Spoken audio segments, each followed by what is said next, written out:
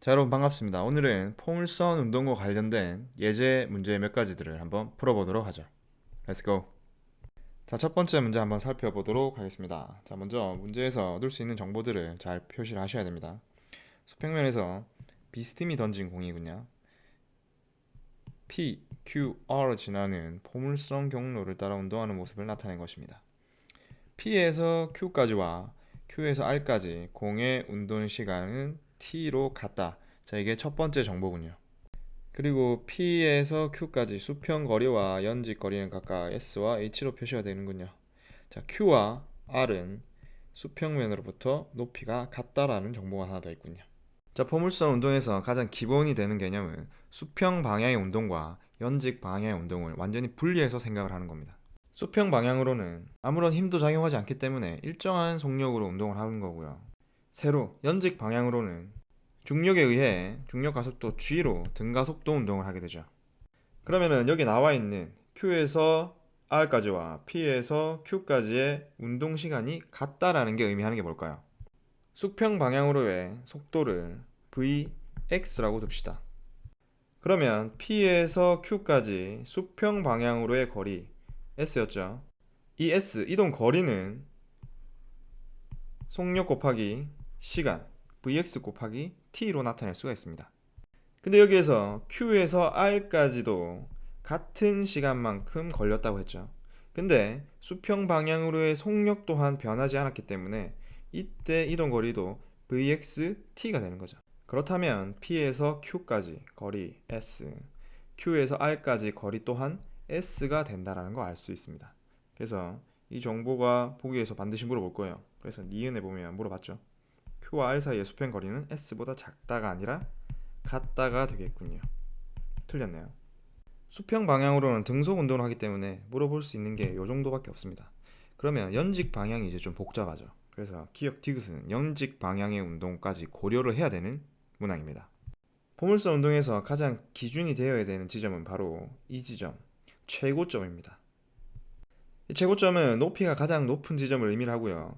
이때 Y 방향으로의 속력이 0이 되는 지점이죠. 잠시 멈추는 지점입니다. 하지만 착각하지 말아야 될 것은 수평 방향으로는 Vx로 계속 운동하고 있다라는 거. 자, 우리는 지금 이 수평 방향은 고려하지 않고 연직 방향의 운동만 고려하기 때문에 잠시 멈춘다고 생각을 하시면 됩니다. 자, 그럼 여기서 던져진 공이 점점점 느려지다가 최고점에서 잠시 멈춘 뒤 다시 아래로 떨어집니다. 그래서 이 상황을 VT 그래프로 표현해 보면 이때 V는 연직 방향 속도를 의미하겠죠. 점점점 올라가면서 속도가 느려지다가 최고점에서 속도가 0이 된 다음 다시 아랫방향으로 빨라집니다. 그래서 수업 시간에도 이야기했지만 이 최고점을 기준으로 왼쪽과 오른쪽은 완전히 대칭인 운동을 하죠. 그래서 이를 이용하면 이를 기준으로 대칭인 운동을 하기 때문에 이 Q에서와 R에서의 높이가 같다면 Q에서의 연직 방향 속력을 VYQ라고 두고요. R에서의 연직 방향 속력을 VYR이라고 두면 이 두 값은 같은 값을 가지게 된다는 겁니다. 자, 다시 정리하면 두 경우 모두 수평 방향으로는 같은 속력 값을 가지고요. 연직 방향 속력은 방향은 반대지만 같은 크기를 가지게 된다는 거죠. 그래서 Q 지점에서의 속력은 이런 식으로 표현할 수가 있고요. R 지점에서의 속력은 이런 식으로 표현할 수 있겠군요. 이 두 경우가 방향은 다르지만 X 성분과 Y 성분 둘 다 같은 크기를 가지기 때문에 속력 값 또한 같은 크기를 가진다고 이야기할 수 있겠군요. 그래서 기억은 맞는 말이 되겠군요. 자, 이제 마지막 디귿을 보겠습니다. 자, 이 H는 과연 T와 어떻게 연결시킬 수 있는지 한번 살펴보도록 하죠. 자, 그림을 좀 확대해서 살펴봅시다. 자, 이 최고점을 기준으로 하여 이 양쪽은 대칭인 운동을 하기 때문에 이 P와 같은 높이의 어떤 임의의 A 지점을 잡으면 이 A와 R 사이 높이도 H가 되겠죠. 그렇다는 이야기는 P에서 Q까지 가는 동안 시간이 T초만큼 걸렸기 때문에 R에서 A까지 가는 시간도 T초가 걸리겠군요. 그리고 Q에서 최고점 갔다가 R까지 도달하는 데 걸린 시간이 T초이고 이 좌우는 대칭인 운동을 하기 때문에 이 최고점에서 R까지 가는 데 걸린 시간이 2분의 T, 그다음에 Q에서 최고점까지 가는데 걸리는 시간이 2분의 t가 되어야만 전체 시간이 t만큼이 되겠죠. 자, 그러면 이제 이거를 반으로 잘라서 오른쪽 부분을 우리는 살펴볼 겁니다. 왜냐?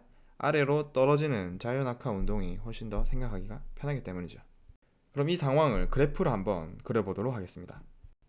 자, 최고점에서 물체의 속력, 연직 방향 속력은 0이고요. 이 0인 상태에서 중력을 받아서 이렇게 아래로 떨어지게 되는 겁니다. 이때 R 지점에 도달했을 때 걸린 시간이 처음으로부터 2분의 t초가 흐른 D고요. 그 다음에 A 지점, 즉 P와 같은 높이에 왔을 때 R 지점에서 t초만큼 흘렀기 때문에 여기는 2분의 3t가 되겠군요. 자, 여기서 더 알아낼 수 있는 정보는 2분의 t초일 때 이 물체의 연집 방향 속도를 알 수가 있습니다. 자, 이때 등가속도 운동 공식을 써야겠군요. 초기 연집 방향 속도는 0이었기 때문에 날아가고요. 그 다음에 가속도는 마이너스 g가 됩니다. 그럼 이때 V는 마이너스 G 곱하기 시간이 되기 때문에 마이너스 2분의 GT가 되겠군요. 마찬가지로 2분의 3T일 때는 마이너스 2분의 3GT가 되겠군요. 그럼 이때 우리가 알고 있는 정보는 이 R에서부터 P와 같은 높이까지 연직 높이가 이 면적을 의미를 하고요. 이 면적의 크기가 얼마다? H라는 걸 의미를 합니다. 그러면 이 사다리꼴의 넓이를 표현해 봅시다. 이 변이 2분의 GT고요. 이 변이 2분의 3GT입니다. 이 둘을 더한 다음 그 다음에 높이는 T가 되겠죠. 여기에 T를 곱해주고 2분의 1을 곱하면 면적이 나오죠. 이때 면적이 높이 H와 같다는 결론이 나옵니다. 그럼 이 식을 한번 정리해 봅시다. 자, 괄호하니까 두 개 더하면은 2분의 4니까 2GT가 되고요. 그러면은 요 항들을 곱해주면은 GT의 제곱은 H라는 결론이 나오겠군요. 자, 그럼 이 문제에서 H는 GT 제곱이기 때문에 T도 맞게 되겠네요. 그래서 정답은 4번이 되겠습니다. 자, 풀이가 굉장히 길었는데 연직 방향 운동과 수평 방향 운동을 분리해서 생각해내는 연습을 많이 하셔야 됩니다. 한 문제만 더 풀어보도록 하죠. 자, 지면에서 비스듬히 던진 물체 두 개가 있군요. A와 B의 운동 경로를 모눈종이 위에 나타낸 것입니다. 자, 여기에서 얻을 수 있는 정보들을 살펴보면 일단 수평 방향으로의 도달거리가 같다라는 거, 그리고 최고점 높이가 얘는 4칸이고요. 얘는 8칸이죠. 그래서 최고점 높이가 2배라는 정보가 나와 있군요.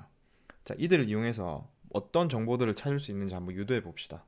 자, 먼저 수평 운동부터 분석을 해보도록 합시다. A의 X성분 속도의 크기를 VXA라 두고요. B는 VXB라 두죠. 공중에 떠있는 시간을 각각 TA, TB라고 두면 이 둘을 곱한 값이 수평 도달 거리가 될 겁니다. 수평 도달 거리는 같기 때문에 R이라고 표시를 하도록 하죠.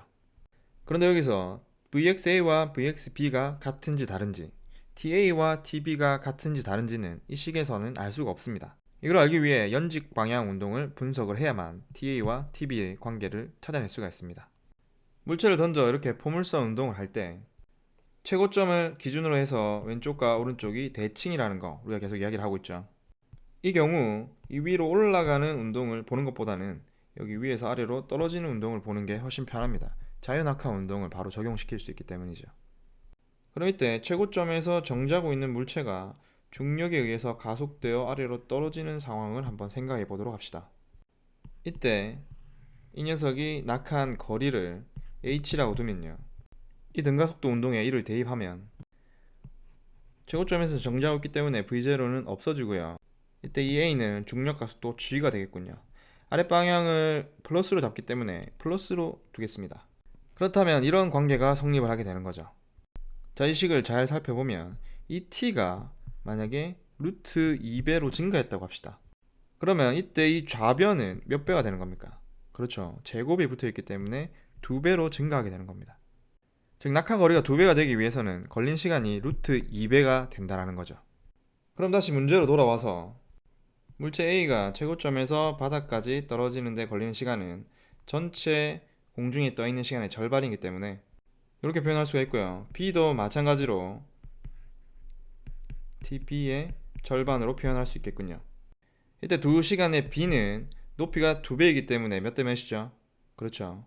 루트 2대 1이 되는 거죠. 즉 이를 정리하면 A가 공중에 떠있는 시간은 B가 떠있는 시간의 루트 2배라는 거. 그렇다면 다시 수평 운동과 관련된 식으로 돌아갑니다. Vxa 곱하기 TA는 Vxb 곱하기 TB와 같고요. 이때 TA는 이런 관계가 있기 때문에 이를 여기 대입해주면 이런 관계가 성립한다고 볼 수 있겠군요. 그럼 이때 TB는 날아가게 되고요. 이 둘의 비율은 루트 2분의 1이 되겠군요. 자, 이는 지금 X방향, 즉 수평 성분의 속도 B를 나타낸 거고요. 그런데 문제를 살펴보면 최고점에서 A와 B의 속력을 이야기를 했기 때문에 최고점에서는 연직 방향 속력이 0이 되고 이를 무시해서 수평 방향 속력만 고려하면 되기 때문에 이 속력의 B가 곧 수평 방향 속력의 B 루트 2분의 1이 된다는 거죠. 자, 이 부분이 굉장히 풀이도 복잡하고 어렵게 느껴지지만 이런 유형 밖에 안 나오기 때문에 이거를 연직 방향과 수평 방향으로 분리하는 연습만 잘 해둔다면은 별 무리 없이 문제들을 풀어나갈 수 있을 겁니다. 자, 오늘 여기까지 하고 이 문제 외에 한 두 문제 정도를 더 형성평가에 제시하도록 하겠습니다. 직접 하면서 연습을 해보도록 합시다. 수고했습니다.